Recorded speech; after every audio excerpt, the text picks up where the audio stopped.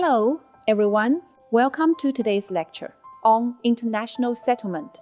Today, we are going to explore a critical issue in cross-border trade, the efficiency gap in cross-border payments. Let's start with a real-world case. In 2024, a Vietnamese coffee exporter shipped goods to a Chinese client. The payment, sent via traditional SWIFT transfer, took 3 days to arrive, during which exchange rate fluctuations led to a 2.3% shortfall in the received amount.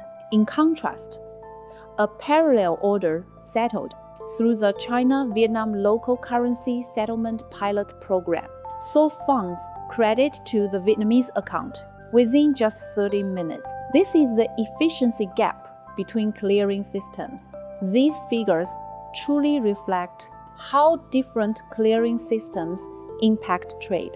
At this point, let me ask you, have you ever experienced delays when making cross-border transfers, or perhaps being charged some inexplicable extra fees? If so, where do you think the problem lies? Is the delay caused by inefficiencies in banking operations, or are there intermediary processes we're unaware of that are slowing things down? In fact, this is closely tied to the clearing systems we're discussing today. The efficiency of a clearing system directly affects the cost of cross-border trade and can even determine whether a transaction succeeds or fails. So next, let's dive into the secrets behind these clearing systems.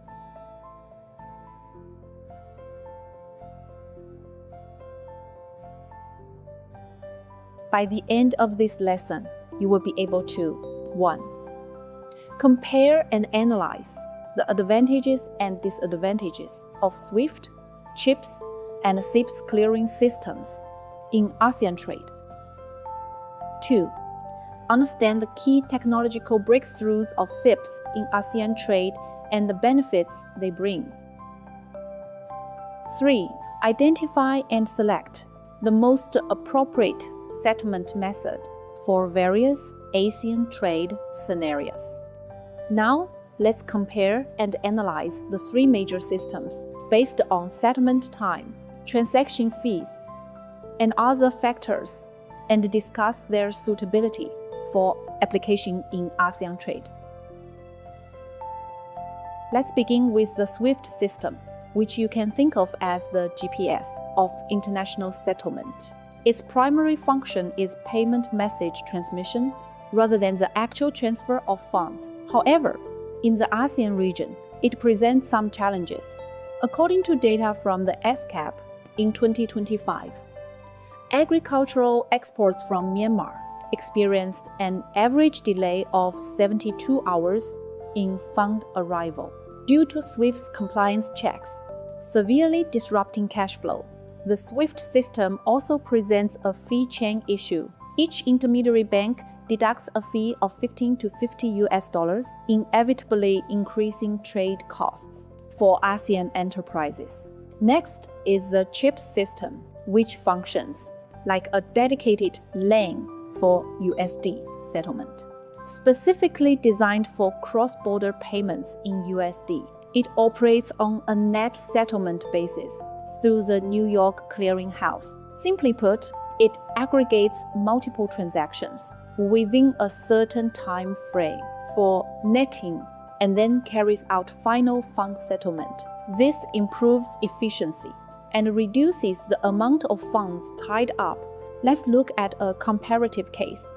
In 2023, a Thai auto parts supplier used CHIPS to pay a US invoice, which took 2 hours and incurred a fee of $38.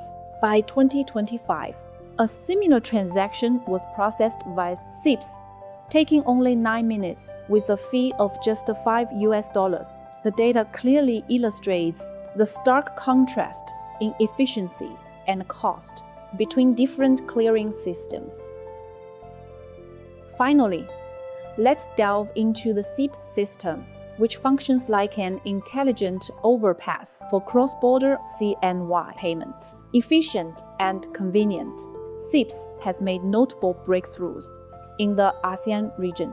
Under its direct connection model, it has linked with Malaysia's Rentas and Thailand's BahtNet systems, with Laos added in 2025. In terms of eCNY applications, a pilot program for durian trade between China and Malaysia achieved a real-time clearing, cutting time costs by 85%, a vivid demonstration of CIPS's efficiency.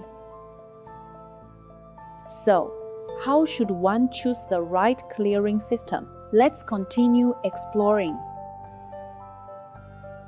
Imagine you are the owner of a cross-border trading company. When choosing a clearing system, which factors would you prioritize most? Would it be cost, efficiency, or exchange rate risk?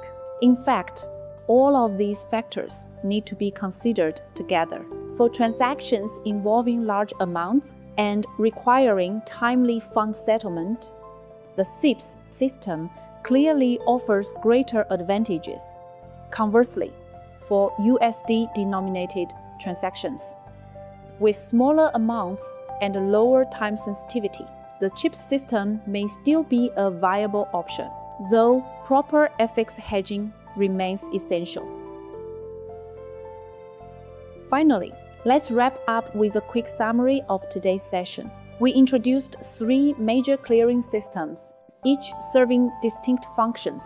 SWIFT operates like a message courier, responsible only for transmitting payment messages, while CIPS and CIPS act as fund movers, directly handling the transfer of money. In practice, across ASEAN, bulk commodity trade is increasingly shifting toward the CIPS system. By 2025, CNY settlements already accounted for 32% of ASEAN trade, and this share continues to grow. For USD settlements, however, CIPS remains indispensable, though it needs to be paired with proper hedging tools to manage exchange rate risks. Of course, clearing systems also face future challenges, the most prominent being the impact of digital currencies on traditional systems. For example, Singapore's project Ubin has been exploring the use of digital currency in cross-border payments. Once the technology matures, it could significantly reshape the global clearing landscape. Alright, here's your assignment. Choose any ASEAN country and research the usage proportions of SWIFT, CIPS, and CIPS in its cross-border payments in 2025. Then, analyze why this particular distribution exists and share your insights in the comment section so we can discuss them together. This lecture ends here. See you next time.